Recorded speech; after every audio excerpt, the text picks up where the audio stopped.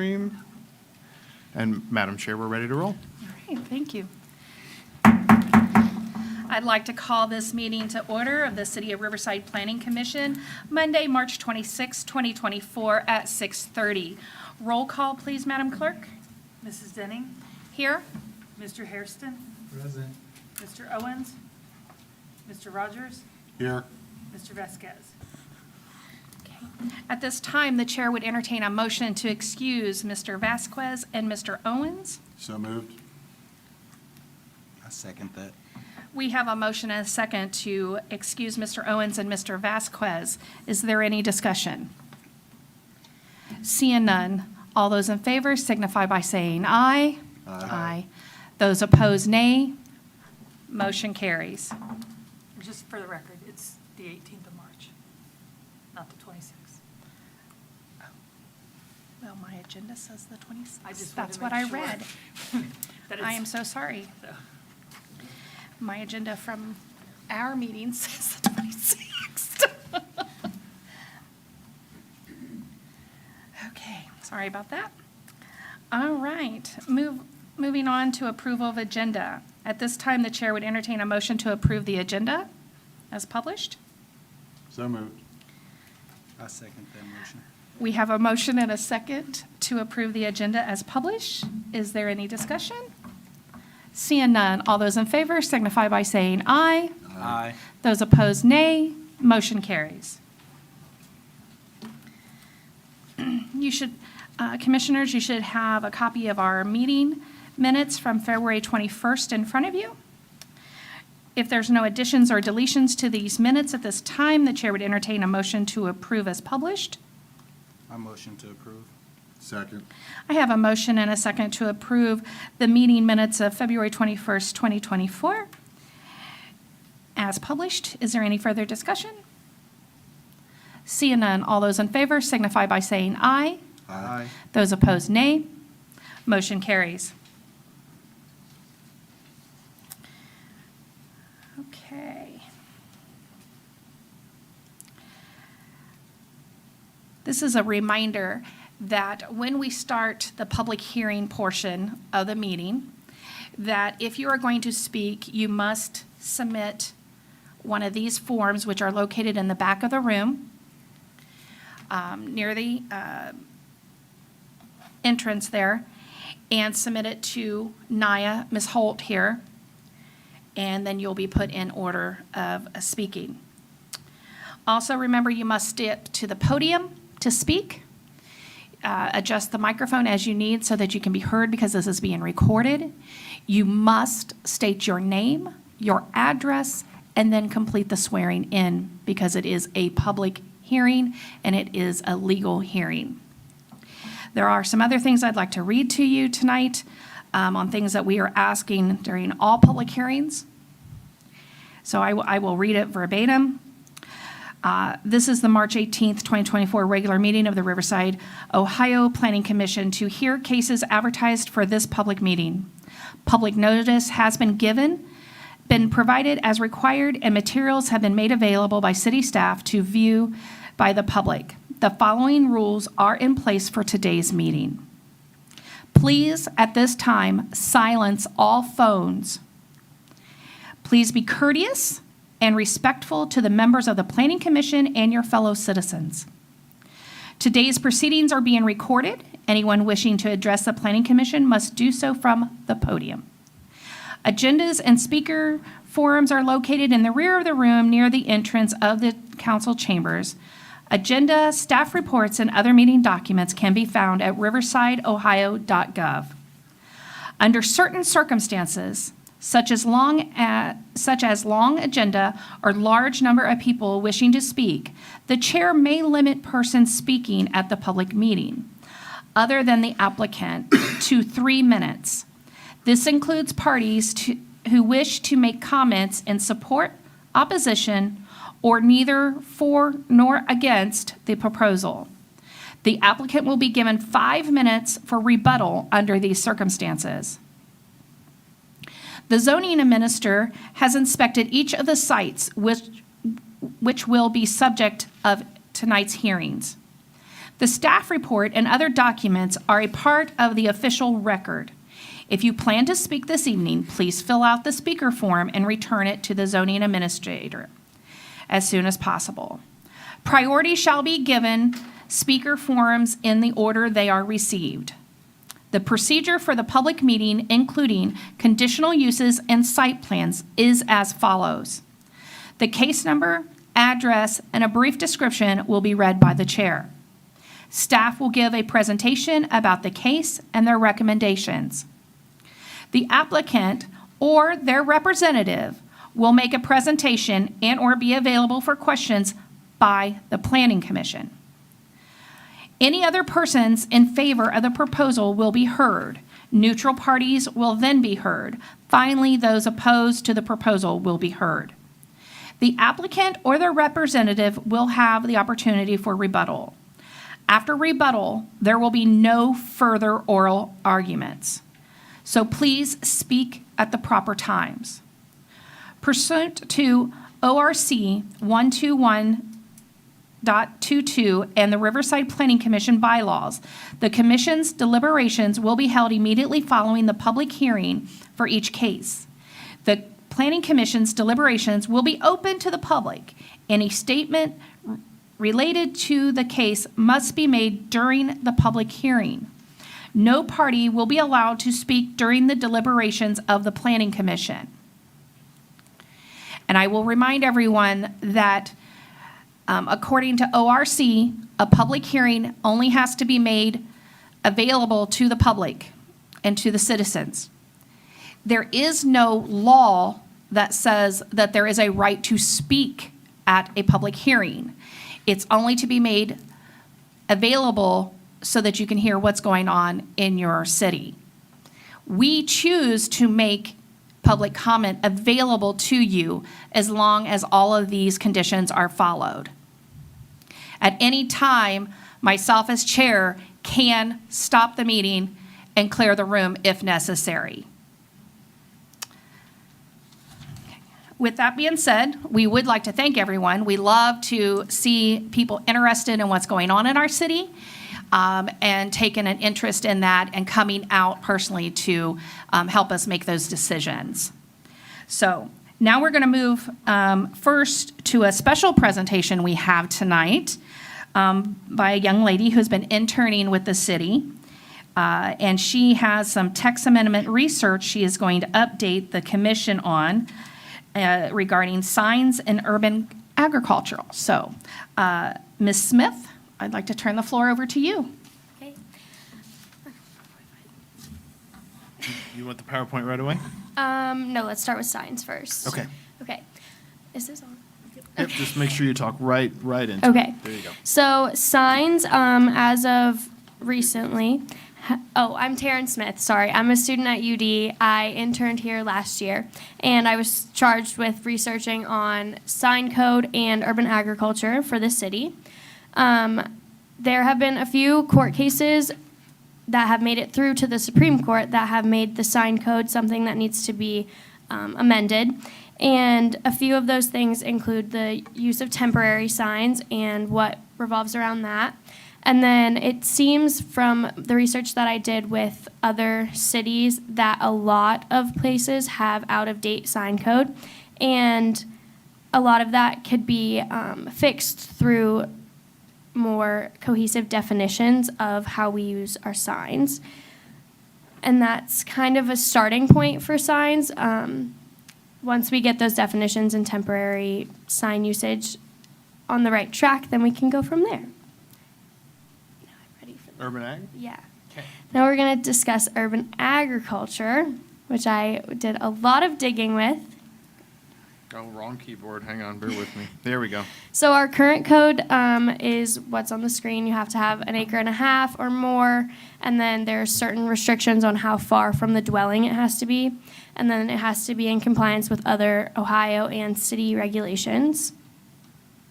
And then there are things to consider about outbreak with illnesses and the inspection process, a lot of animal abuse concerns, and any additional code that we would need to add for loose chickens or tagging and adequate housing. Next. Yep. From the other cities that I reached out to from all over the country, there have been a lot of different ways that they regulate it. So some do it through Humane Society, or there's other ways that they have it, but there are land requirements for all of them, and no roosters are allowed. There's also some places that you can't sell the chickens or eggs because they can't be kept or bred in the city, and slaughtering is not allowed either. And then in Xenia, this is another place where they have had some issues. There's a nuisance clause where neighbors would be doing the reporting if it becomes a problem.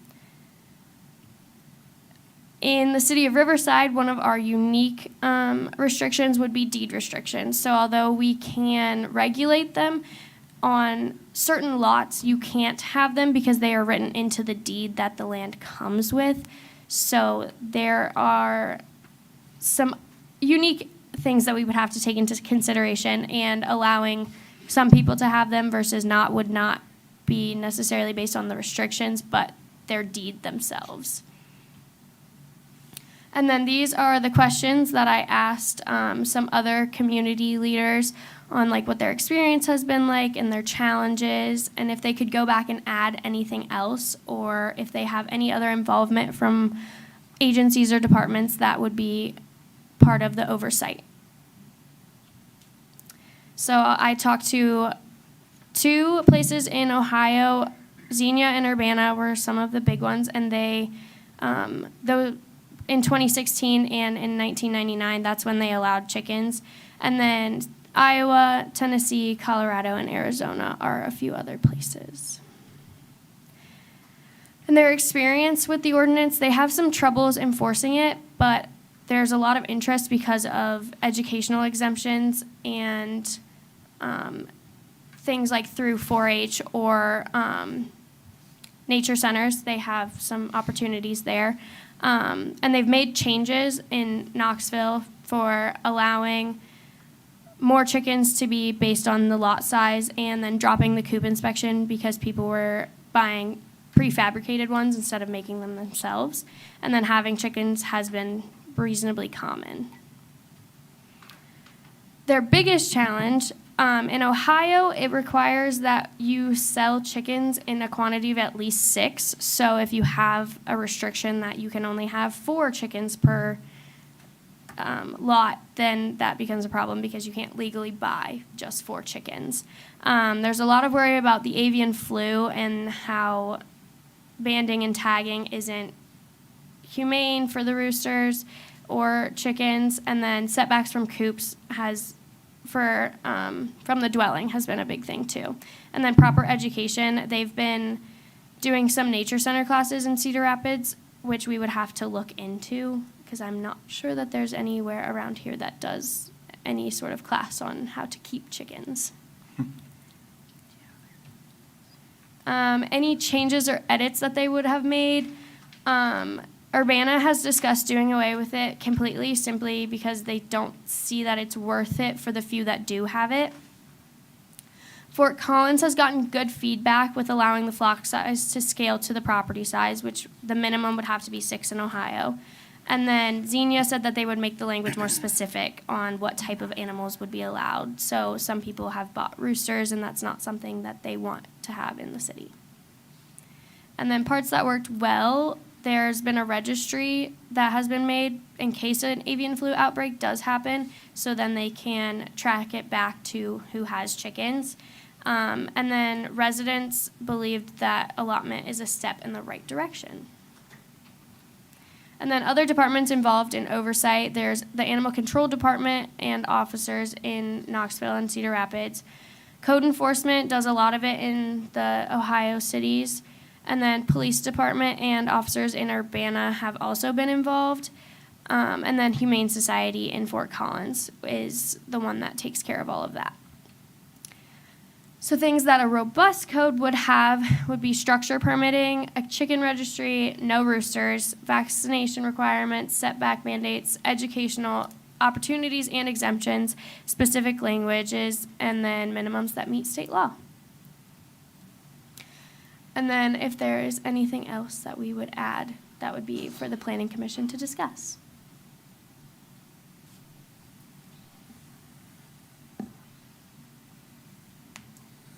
Well, Ms. Smith, that was probably one of the best presentations we've had on the subject. So thank you very much. Very neutral, very just factual, very nice.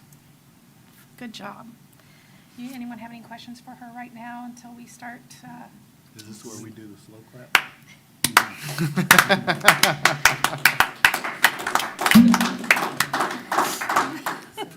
More on signs to come. Yes, more signs to come.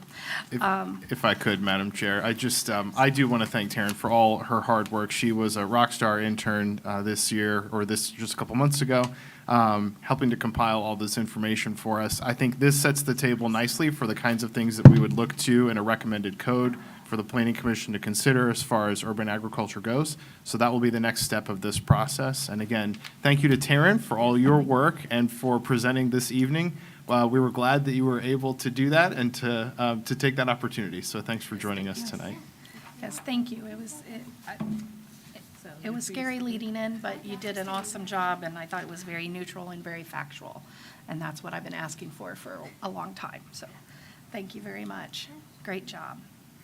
All right, again, let's give Tara, because she came here on her own time tonight to present to us, and she was an intern from UD with the city, and so we're hoping to see a lot more of her. So thank you again for all your hard work.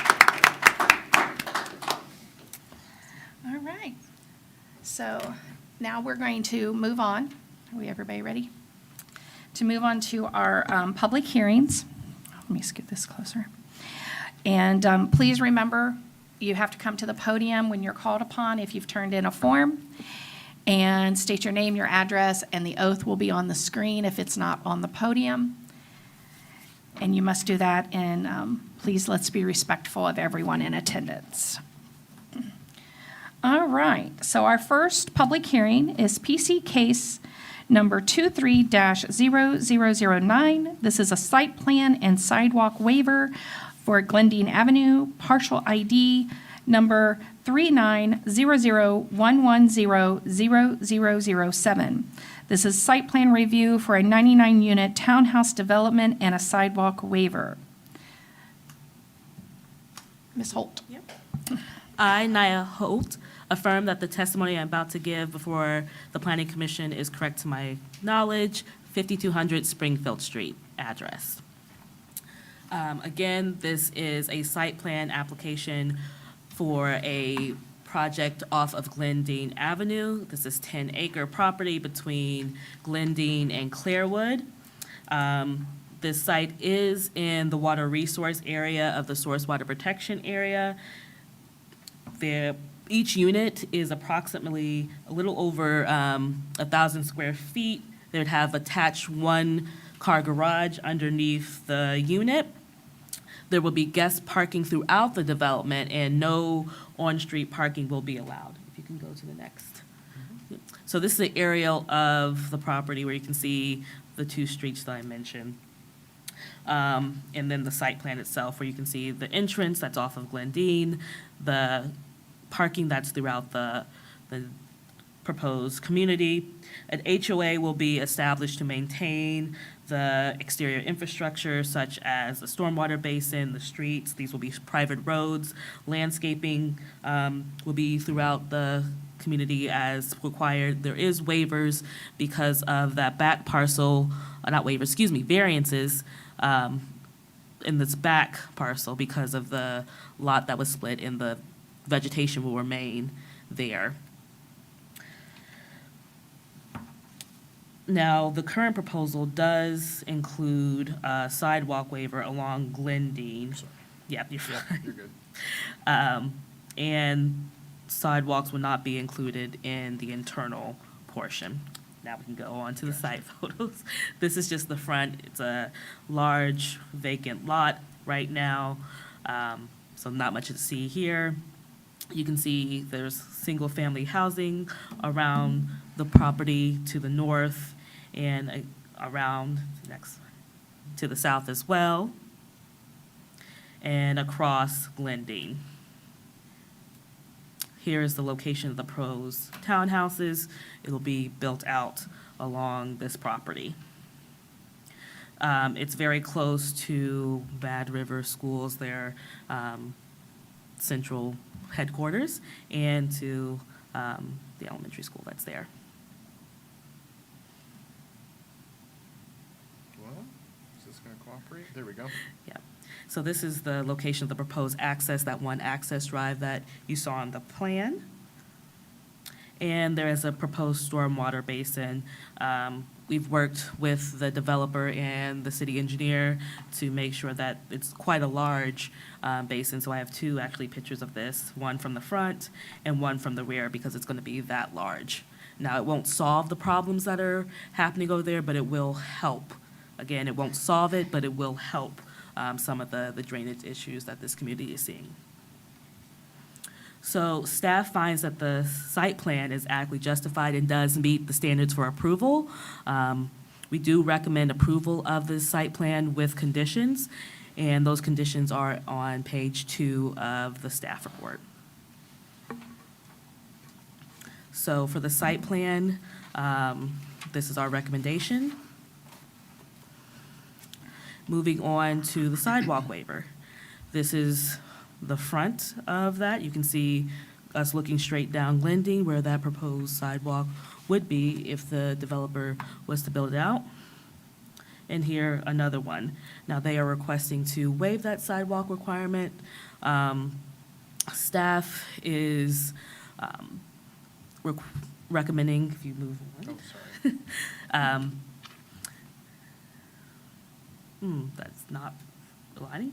But our recommendation actually is to deny this, not approve it, as this PowerPoint is saying, but actually to deny it due to our complete streets policy, which was passed by council in 2012, and due to our comprehensive plan, which asks for more connectivity and safe connections for pedestrians and bicyclists. So, yeah, not sure why I did that. So that's a typo then, right? Those are Twice. Those are both deny? Yes. Okay. Gotcha. But it is correct in your staff report if you look at page 3.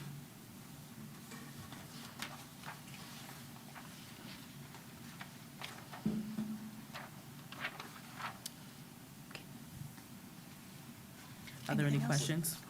Any questions for Ms. Holt? Not yet? I have one. Yes. On the site plan, there's only one means of ingress, egress there, and the fire department signed off on that? Yes, so because there are less than 100 units, they only have one access that's required. Mhm. And part of that is also because if you look at this plan here, Yes. if there were a fire, they're requesting a hydrant here and a hydrant somewhere over here, so they could send one company in this way and then one company in this way without having to worry about where the placement of the hoses and that would be. So Battalion Chief was very comfortable with that the other day. Yes. So, yeah, they work with the fire. If you're paying attention to this one with one ingress, they just are requiring requesting that the fire hydrants be in positions where they could still get two companies, one coming from each way, because it basically makes a circle. So that's what the fire department, what I was talking about. Is that the same as this? Yep, it's the same. Making sure that- Okay. Any other questions for Ms. Holt before we move on? You good? You sure? We'll have time for more questions. Yeah. Okay, so now I'd like to call upon the applicant, if they would like to speak this time. Good evening, ladies and gentlemen. Lance Oaks, 8534 Yankee Street. Oaks Tree Development. Thank you very much to Nia and staff. I thought they did a very good job. We've been working with them for quite some time now to come up with, I think, a good site plan that's a win-win for everybody. A couple things, those units will be about 1,400 square feet around there. The reason, and so from a site plan perspective, working with the engineers, the drainage, the fire department, we feel very comfortable that we've hopefully satisfied all of their concerns at this point. As it relates to the sidewalk waiver I asked for out front, that was just because today there's no other sidewalk currently on Glendine. So we would just have sidewalk out there now. If that's something that the city really wants and requires, then I'm happy to do it. And I'm okay with the denial for that particular reason, because I didn't want to upset it tonight, but there is some internal sidewalk that I probably will put within the community for walking trails and stuff of that nature. So just, if that's something that the city really wants, I'm happy to do it. But the reason I requested it was because there is no other sidewalk out there on Glendine. So with that, thank you to staff. I thought they did a good job. I'm happy to answer any questions that you guys have, but I am excited, been working on this one for a while. So hopefully you guys find it to be acceptable as well. And I'd love to get started out there with construction. So thank you very much. Appreciate it. Any questions from commissioners for the applicant at this time?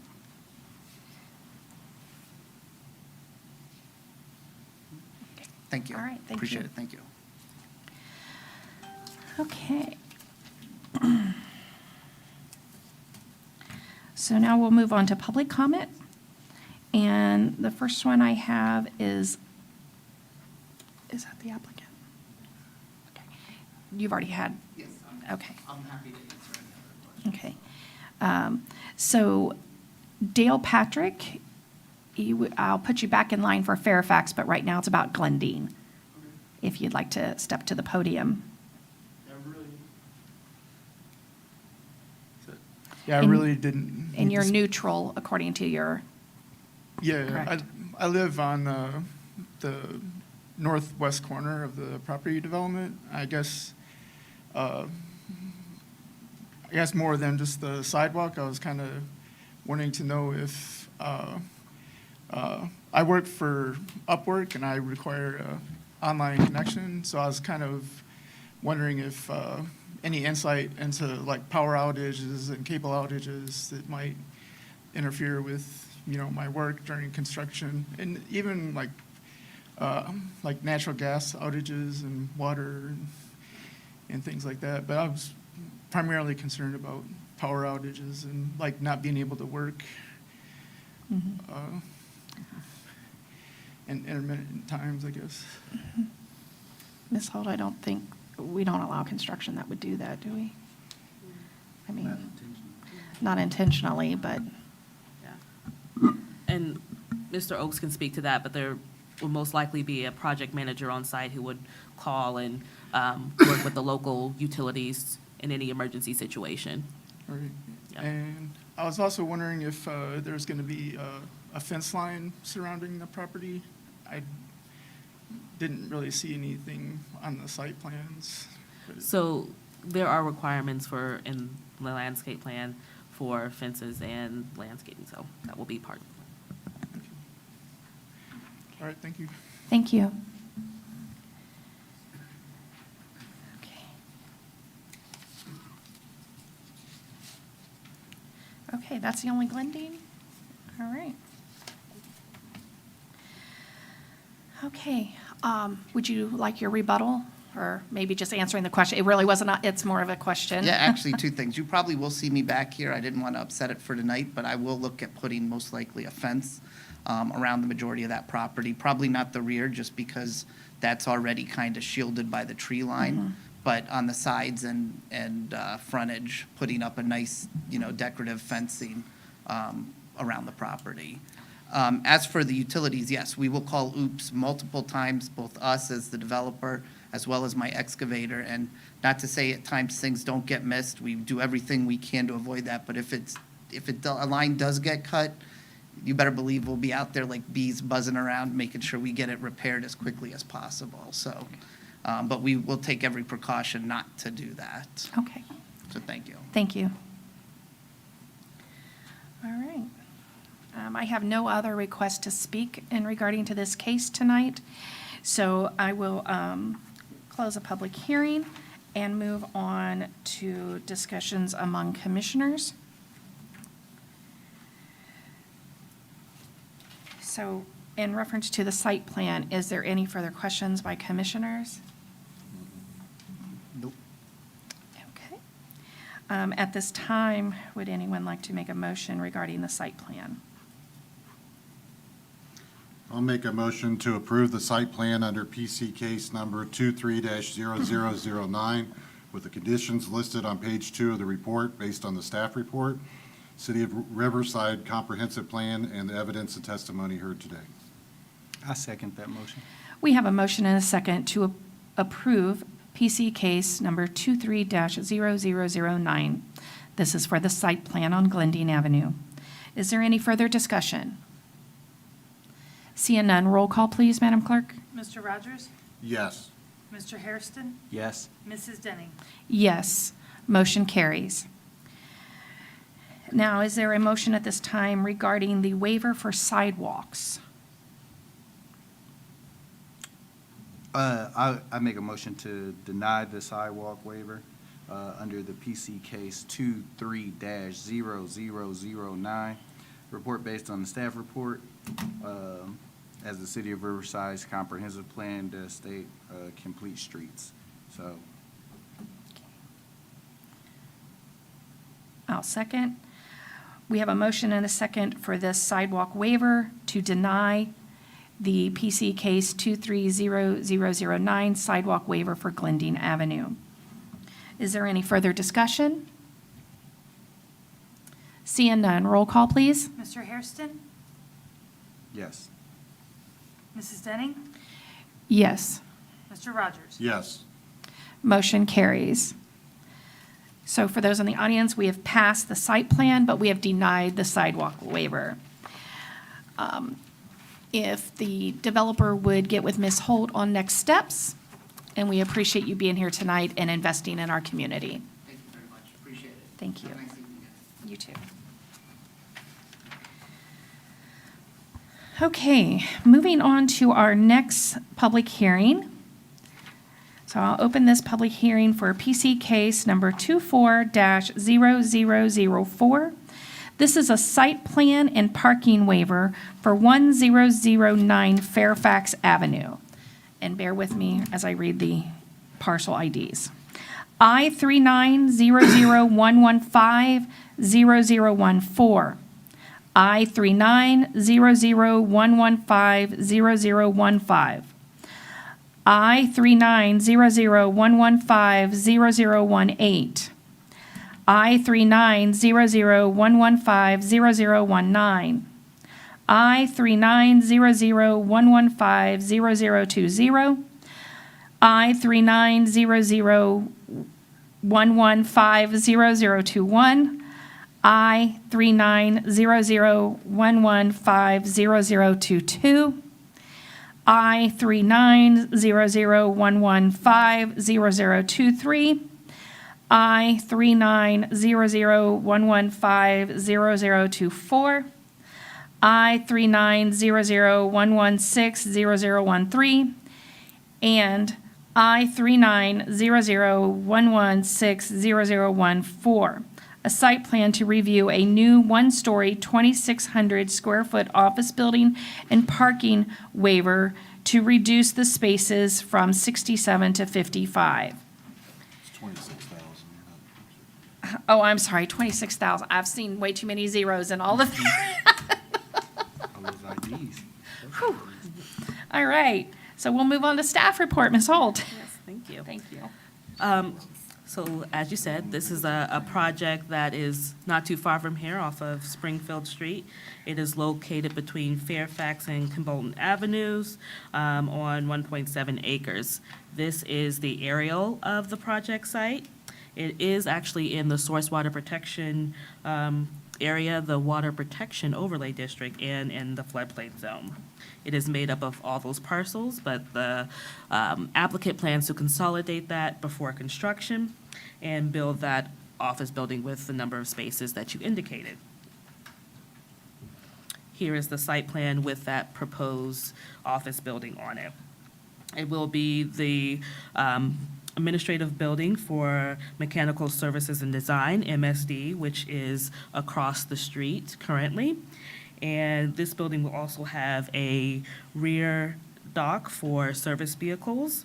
The existing building will remain across the street and will be used for some overflow parking. So I am comfortable with recommending approval for the parking spaces and allowing that reduction. They have stated in their application that they do not get the number of constant outside guests, so it won't be a big lift to have that parking reduced. Also, that the number that they're asking to reduce is only 18%, which by our code does not require a traffic study. So here is the front of it, like before. It is a vacant lot, so not much to see, but use your imagination. Here is the property to the west. This is Zone B2, but there are some existing single-family houses there, but also some businesses as well in this district. Here is that existing MSD building across the street. Like I said, that will remain. And the proposed location of the administrative building. The proposed front parking lot will be around here. And the rear dock will be off of Kim Bolton back here. They are putting in a bioswale on the Fairfax side, so it'll be back here to manage some of the stormwater on this site. And also, there will be another access point on Fairfax as well.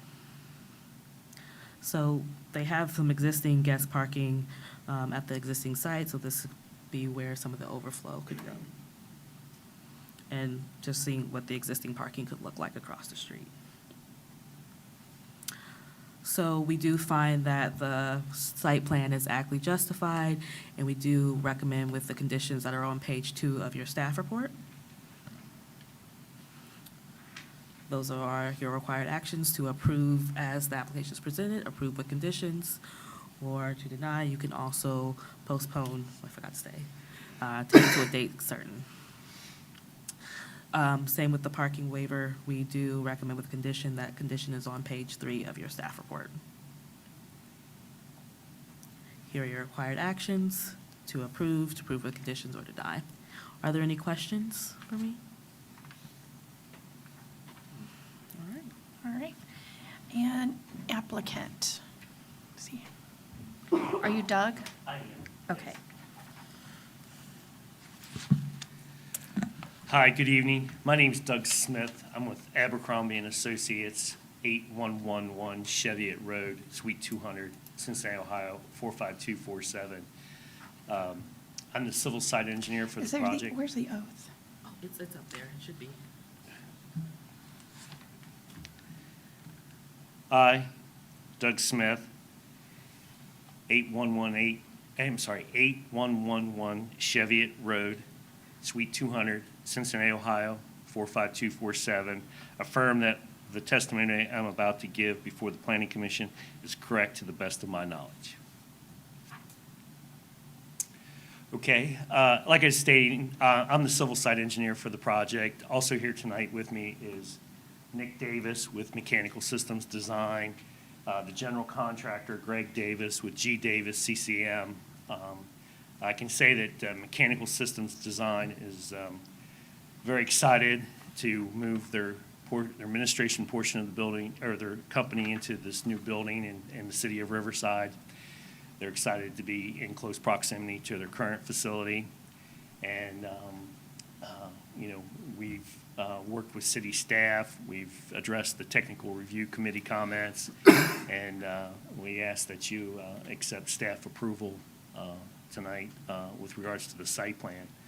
With regards to the parking waiver, we feel that the waiver is in spirit with the comprehensive land use plan. Your plan encourages shared parking, and that's kind of what we're going to have here, where we're going to be able to use the facility across the street.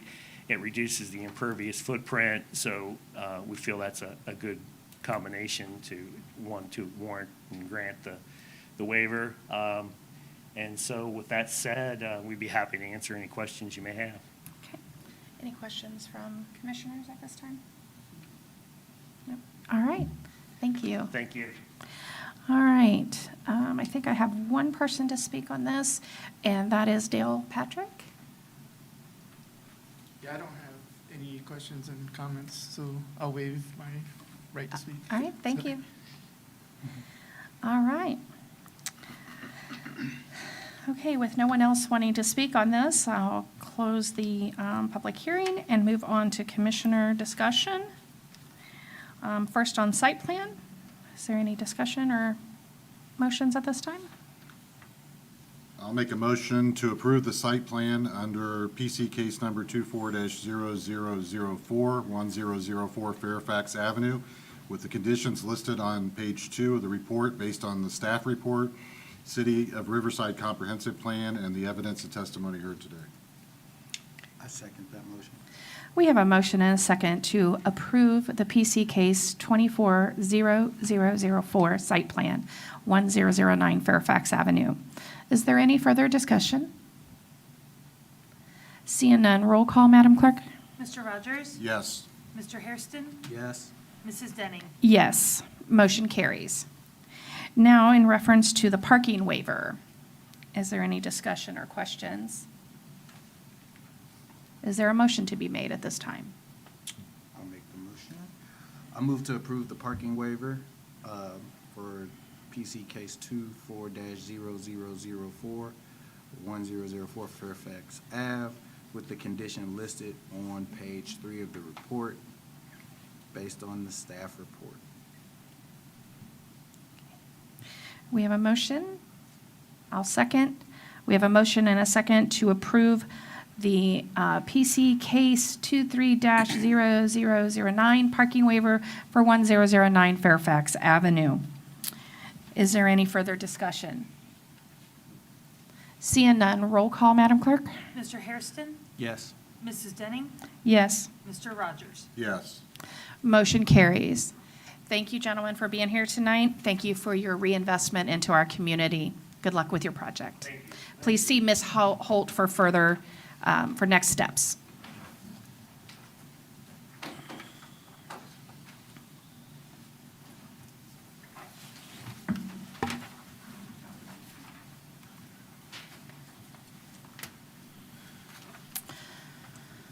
Okay, moving on to our next PC case. Open the public hearing for PC case number 24-0005. This is a waiver for 2121 Harshman Road, partial ID I3900200002. This is a waiver to permit an accessory structure in the front yard. Ms. Holt. All right. Again, we're going to start with the aerial of the subject site. It is in the northwest, or the northern corner of Transportation Drive and Harshman. This was the former Moran's Furniture site, but it's now been converted into an indoor self-storage and truck rental facility. The applicant is proposing to put a 800 square foot canopy, kind of accessory structure in the front area. And this will be used to have vehicle, oh, there it is, thank you.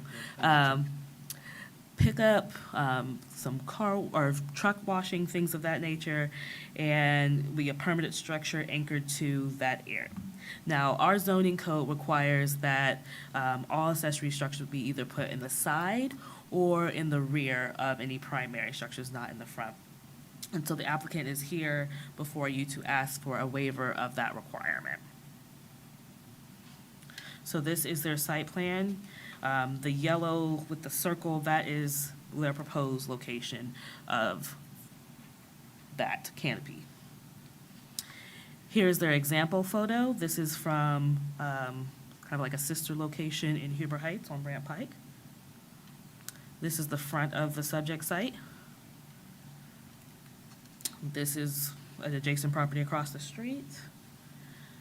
Another proposed canopy location. This is the view of that proposed location from Harshman Road. The view from Transportation Drive. And I bring you to the rear of the subject because the applicant, or the property owner, also owns this rear property. So there is the option where they could consolidate and put it to the back. So I want to show you that there is room in the back. So I just want to give you one view of that and another view of what that rear looks like. So I am not recommending approval because there is another option that would not derive them of the land. And this is an option that is compliant with the zoning regulation and could meet their needs. So I am recommending denial of this request. So are there any questions for staff? Okay. The applicant is here. Yeah, there should be, yeah, they should have a speaker form. Good evening. Yeah. and Good evening. I'm Richard Henry. I'm here in Dayton, 7821 Lois Circle, Dayton, Ohio. I, Richard Henry, 7821 Lois Circle, are from the testimony I'm about to give before the Planning Commission is correct to the best of my knowledge. So, as you saw in the site plan, the side yards are not possible. They're too narrow. They're within the fire lane. The retail establishment is in the front, as you can see in this rendering under the glass windows. The backyard is, I believe, 700 feet from there. So every time we have to do a transaction, we're being advised we need to ask the team to go 700 feet each way, which seems to be a little bit, unfortunately, unnecessary, considering we have very little, adverse to the neighbors with this rendering. So I think, as you can see, it's tasteful. It's not in the way of the neighbors, and I think this is a good option for us. Any questions for the applicant? Could you just mean, when you say transaction, what is involved in using this? So generally, the customer comes in to either rent or return a vehicle. This canopy is somewhere that the team and the customer can get out of the elements during that transaction.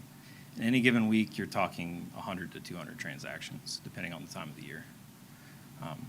The manager herself is here. She's actually going to speak as well. She can kind of give you an idea of the physical activity it would exert in order to serve the rear yard. Sir, how many parking spaces does this take up, and does this, will this affect the allotted parking spaces you must have? That I'd have to get confirmation on. I don't have that number in front of me. It wouldn't affect that. Yeah, I didn't believe, we would probably remove some, but I think it's still over its allotment. And it looks like that's a pretty high canopy. So is that really protecting from the elements? The Being as can- high as it is from like rain and snow, the stuff that would really It does. prevent? It's about 13 foot, 6 inches, I believe, clear height.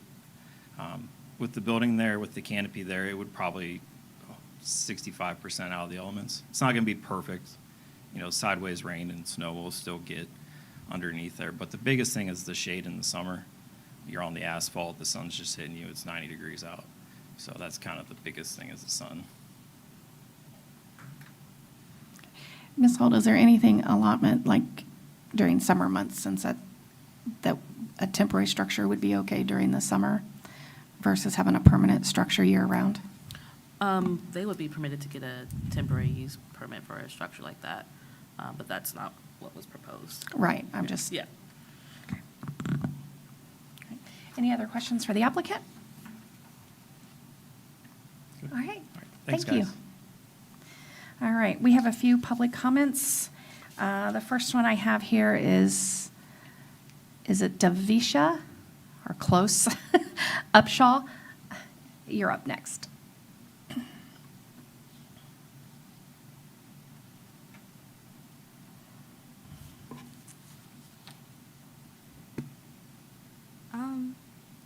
So my first question is, do I have to do this right here? Yes, please.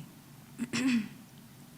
I, Davisha Upshaw, address 1004 Linda Vista Avenue, Dayton, Ohio, affirm that the testimony I am about to give before the Planning Commission is correct to the best of my knowledge. Thank you. Okay. So I do believe that this might be, I guess, like a decent idea, considering the amount of time myself and my team spend outside. I believe that this would help keep us, I guess, like protected from like snow, sleet, rain. As of right now, because we don't have the structure outside, normal days where like there's no rain or snow or anything like that, it's not too big of a deal. But when it does snow, there's rain or anything like that, we do actually have to pull the equipment inside to clean and do our repairs and things like that, which makes it a little harder to serve our storage customers, because, you know, at that point now we're sort of kind of in their way when they're trying to load and unload their equipment or their vehicles. The other thing that I wanted to, I guess, like share is the distance from the front of the structure where the showroom actually is. The showroom is where we do all of our dispatches and returns and things like that. And considering the customers that may not be in the best physical shape, I think it might make it a little difficult on them, specifically if they have to travel great distances. I've noticed a couple people that we have to serve, they already have, I don't want to say a huge tough time, but they do struggle a little bit if, like, they might have other disabilities. For, like, example, we do have a customer, and he comes in regularly every month, but every month he has to walk on crutches. He does rent from us frequently, and I think that might, you know, impact him probably heavily, as well as like other customers like him that might utilize crutches or walkers or anything like that. So having the canopy in the front might make it, I guess, a little easier on the customers. Like me personally, I don't mind walking, but I also don't have any disabilities either. So I guess that's my input. Thank you. Thank you.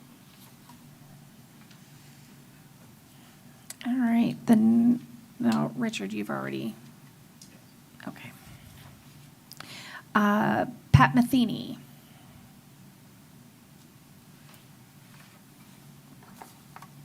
Hello, I am Pat Metheny. I live at 1132 Beatrice Drive.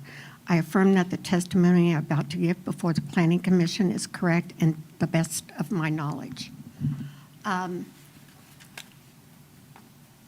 I would rather see the awning out front, okay?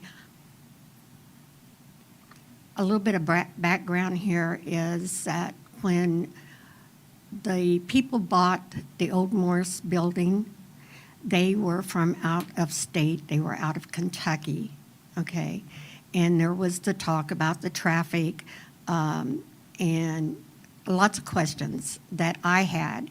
And I was giving the answers from the city council. There would be no store. There would be no trucks. There would be no trailers.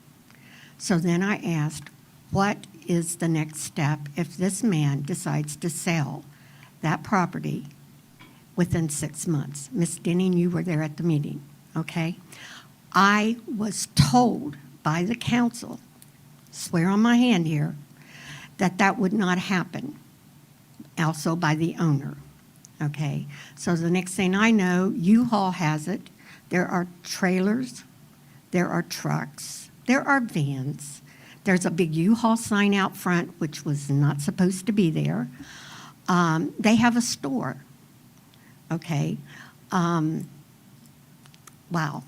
It wasn't put in the deed. So it's hard for me to trust what some people say now, okay? Not to disrespect anybody here, but when you're told one thing by the city council that this is not going to happen, and it's going to be written down that this cannot happen, and it does, it's hard for your residents to trust anybody, okay? So my thing is, I would rather see it in front. It's far enough away from my house. My backyard backs up to the empty lot from that U-Haul bought, okay? They cut the trees down. There was a lot of trees back there between 7-Up and my property. All that is gone. So I know people that work at 7-Up, and they look at me and they go, wow, I can see you outside every morning. I can see you sitting on your back porch. They used to not be able to do that. Now when they come and get in their trucks and start the semis up, it wakes me up. There's no sound barrier. So if you guys agree to put this car wash thing right in my backyard, it's going to be busy. Okay, he said 100 to 200 something people a week. That's going to be right in my backyard. We put a $9,000 privacy fence up when we bought the house so that we would have some privacy. This will not give us any privacy, not unless there's a wall like on the freeways or something that's put up. The sound alone. 3 minutes? Okay, my 3 minutes are up. I'm so sorry. No, you're But fine. please take the time to think about the people that live there, that pay the property taxes and have to put up with that. I don't know how you guys would feel about walking out your back porch and seeing strangers standing there looking at you. And they can. So please take it into consideration. Thank you, Ms. Thank Mastini. you.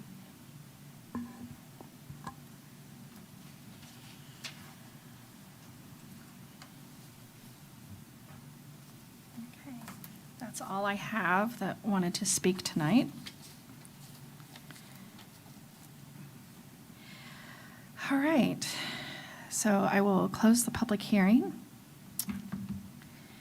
and move on to Commissioner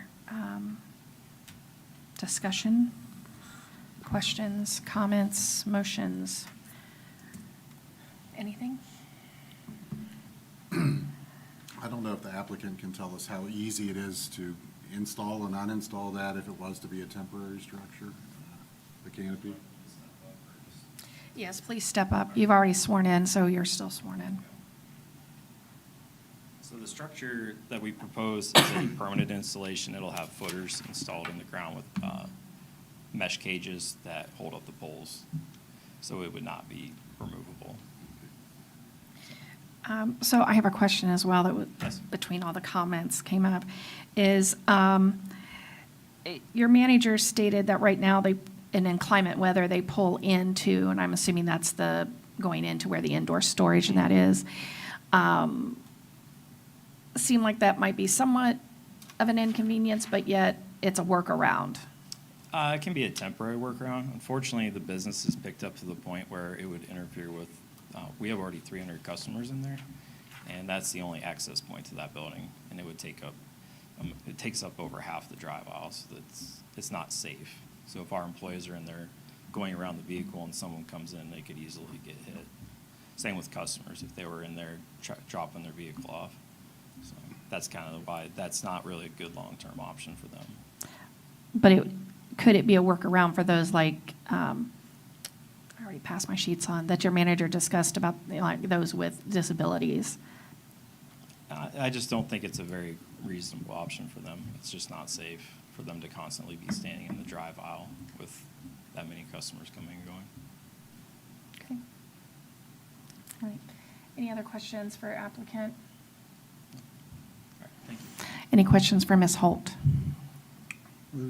Were there any questions asked to Huber Heights in regards to their canopy situation? No. No? And Heber's a lot further off the road as well than what this is, correct? I don't know. I know it's another adaptive reuse of a building.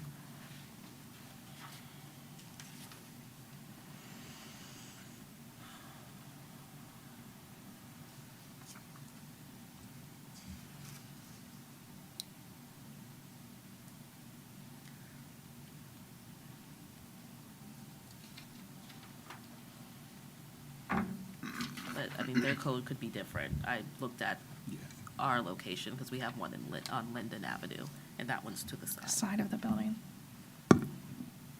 And there's no room on the side of the building for this? No, that would be in fire lanes. Okay. And the other option was the rear of the subject site, but if I understood correctly, and that's separate property but owned by the same. Yes. Okay. So that would have to be consolidated before he could put up an accessory structure. Yes.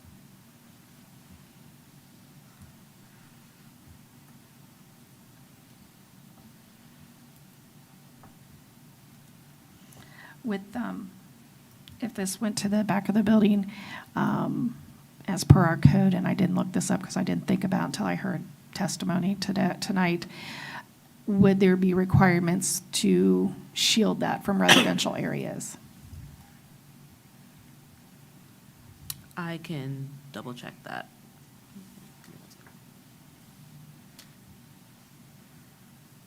Because I know they're shielding for primary structures, Right, I'm just Yeah. not sure about accessory. accessory.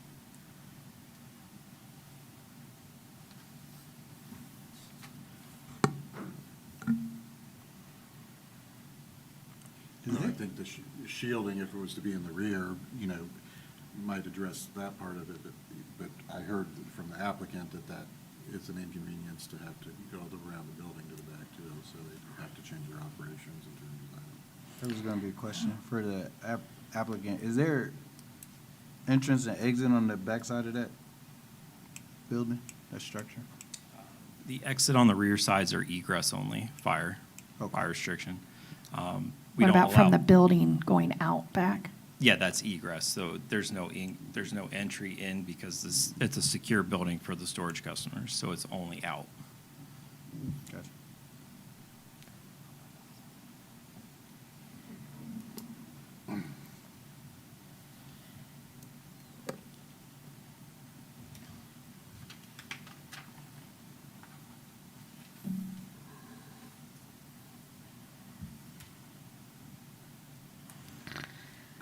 There is no requirements for accessory structures.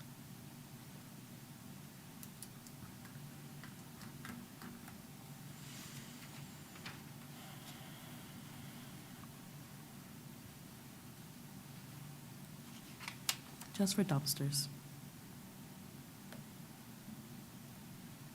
Screening, you mean screening? Screening, yes, screening, thank you.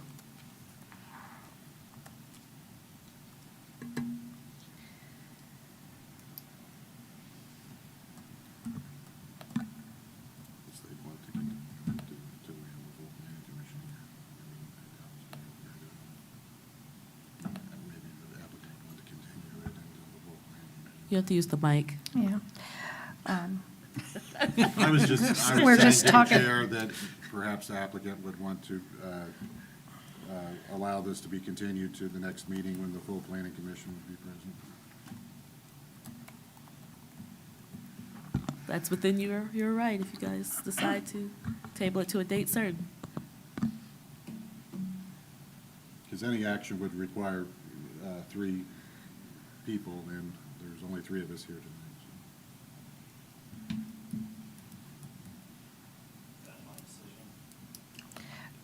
We would entertain your opinion. Do you want him to come up to the mic? Yeah, if you want to come to the mic and give us your opinion or your preference, it's, But the final would rest it's, with the planning is up to commission. So in order to achieve, tonight, in order to achieve this, I would have to have all 3 votes. And I'd like to go ahead and table it. Okay, we'll take that under advisement. Okay.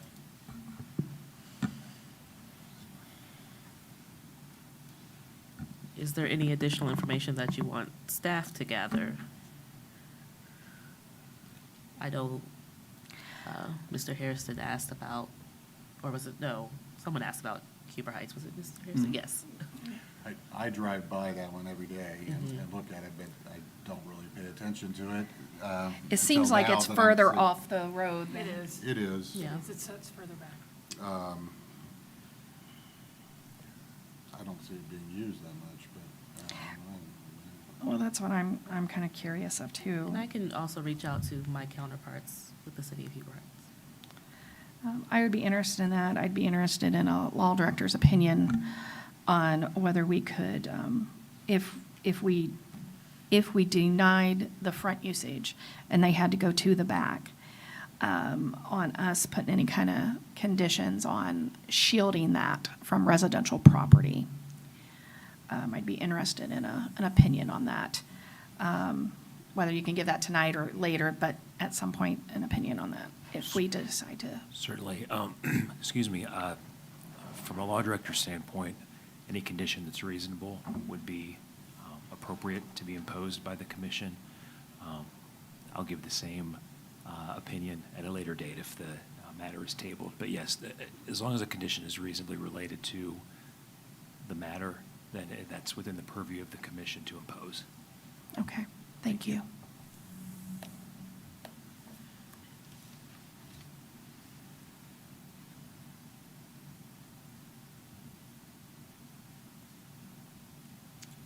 I would motion that we continue PC case number 24-0005, design waiver for 2121 Harshman Road. I second that motion. We have a motion and a second to postpone PC case 24-0005 to the next meeting, did you say? Yeah. To the next meeting. Is there any discussion? Seeing none, roll call, please. Mr. Rogers? Yes. Mr. Hairston? Yes. Mrs. Denning? Yes.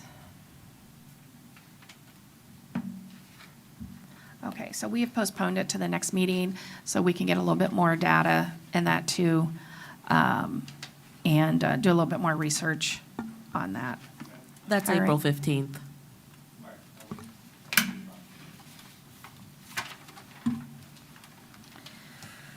Okay, thank you for being here. Thank you for the comments. We appreciate it. Can you hold on just so we can get through a couple more things and then it'll be okay? No, you're fine. Thank you. All right. Moving on our agenda, zoning administrator discussion topics. Yes, I know I wasn't able to give this in January because we didn't have a meeting, and then February wasn't feeling well, so March, we're giving the annual report. Woo-hoo. Yay. It's all yours. All right. So, Oh, I thought it was. There it goes. all right. Thank you, ma'am. So just some things that the Community Development Department accomplished with your help in 2023. We had 5 zoning code updates. We launched the citizen portal. I know some of you tested that portal out before we went live. We had the comprehensive plan adopted, and we had undergrad interns, some of them sitting here. We also had staff presenting at local, state, and national conferences. Some of you sat in on some of my presentations at the Sinclair Conference, so thank you for your support. And the CRA Housing Council was reestablished last year. So thank you for voting your fellow member, David Owens, on that. Guess he was voluntold. And here is the stats for all the planning and zoning applications. If you look at line 2, that is yours. You can see the trends over the years. Ms. Holt, Yes, what year did you start with the city? I started late 2020, November 2020. And look at that increase in our cases. Yeah. That's improvement in our city. Yeah. That's economic development. Yeah.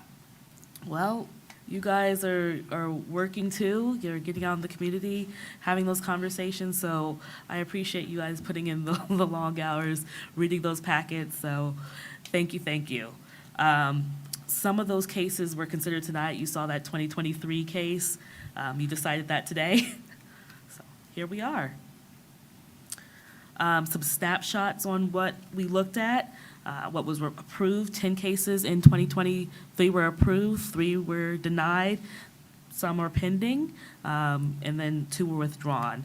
The types of cases were those amendments. Like I said, we had some that went through and made some changes in our community. With the amendments, I like to say, some of the changes that we made with the code has reduced the numbers of variances, appeals that we're seeing at the Board of Zoning Appeals. So they thank you for the work they do, because they're not meeting as often. We have conditional uses, 5 of those, the site plans, and the waivers, which was something new that was done, I think in 2021 is something that we adopted. So, yeah. So that's pretty much it. There is one other thing that I would like to talk about. We're exploring a online training possibility where it's like 10 hours of training that's focused just for planning commissioners and BZA board members. And there's also be like 300 other courses that you could have. 300 other hours. Yeah, I'm sorry, I did say that. 300 other types of courses where you're looking at land use, you're looking at ethics, other things that related to what you do, but it's focused on what we call citizen planners. And that would be something we're looking at putting online and making that available to you this summer. Yeah, You'd have 90 days to complete as much Yep. as you can. yep. So, Yeah, so new ways to get training, so you're, more, the best you can be at what you guys already do. awesome. And that's all I have. Okay. All right, matters by commissioners. Mr. Rogers? Nothing this evening. Okay. And Jonathan Harrison? Absolutely. No, nothing tonight. I'd like to ask, could we get a copy, Ms. Smith, of your PowerPoint? Yeah, yes. Okay, awesome. I would love that, to keep in my notes and that. Other than that, I'd just like to remind everybody, as I said at the last meeting, that Thursday is National Down Syndrome Day. And with my grandson, who just come home from the hospital. He's technically, if he would have been born on time, a month old, but actually he's been with us 2 months as of Saturday. But he was diagnosed with Down syndrome, but it's just a diagnosis. It's not a disability, because he's a very strong little boy. But please recognize the fact that we have residents, we have URS that's here in our community. They service people who have diagnosis similar, and that they are all our fellow residents and our children, and we need to treat them like they are just as normal, if you can call this normal, as we are, and recognize the fact that we need more advocacy for our people who have these types of diagnoses. But Thursday, wear your blue and yellow. So, all right. If there is nothing else, City Manager, anything from you? No, just as usual, thanks to the staff for all their hard work and to you all for your service to the community. Mr. Mayor, anything? Yes, thank you, Madam Chairwoman, I apologize. I wanted to speak directly to Patty and thank her for being here this evening. And I also wanted to share in your frustration. And here's why, because I remember well the meetings that we had about the property at 2021 Harshman. I had been here a little bit less than a year, and we only had Naya for, I think, a month when we had that hearing, and we didn't have Josh. Not by way of making any excuses, but all at the same time, some of the highlights that Naya gave that just in the last 12 months that the team that Josh has built have been able to accomplish, I really do believe allows us as a city to move forward with a better process. The evening that we voted on that, Patty, you and I are not on the same side of the issue, but we were both frustrated. I was frustrated with the process we had. I was frustrated with the outdated zoning code that we had. I was frustrated with some of the ways that decisions might have been made before I might have come along, and having to live with those decisions as an elected official. And I appreciate you and people like Frida Patterson that were there that evening that were never afraid to tell us how it was going to affect them directly and ask questions like, how would you feel if this was in your backyard? And literally, in your case, Patty, it is in your backyard. But I do believe that what we've accomplished, what Josh and Nia specifically have accomplished in the last 12 to 18 months, while it doesn't necessarily make the front page of the paper like a ribbon cutting would, the work that's gone into the zoning code rewrite, the strategic plan, the land use update, it allows for people like the Volunteers on Planning Commission and the 7 elected members of the city council, which are representative of the 25,000 people in the city, to have a playbook to follow. And we can say that if this is allowed in this part of town, everybody got together over a long period of time and agreed that this is the best and highest use for a property like this one or like that one. Not, hey, I think that might be okay over there, but I don't want to see it over this way, which I felt like it was when I got here. And I shared that frustration. And I can hear your frustration tonight, Patty, and I still feel bad that we as a city council have room to make up and we have ground to cover. But I do wholeheartedly believe that we are on the right path, and I just would ask folks like you in the community to continue to hold us accountable. So thank you to the Planning Commission for all the work you guys do, and thank you to our staff. Law Director? No, thank you. And to Mrs. Matheny, I know what you were talking about. I was there, as I believe all of us were. And I believe, too, we thought that those things were going to be written in. But unfortunately, at that time, we also did not have the law director here to tell us how we should have worded that better in our motions and in conditions. So now, Josh and Nia, as the mayor has said, we have a solid staff now that, although it may have affected you inadvertently, we have the ability to make much better decisions for our community.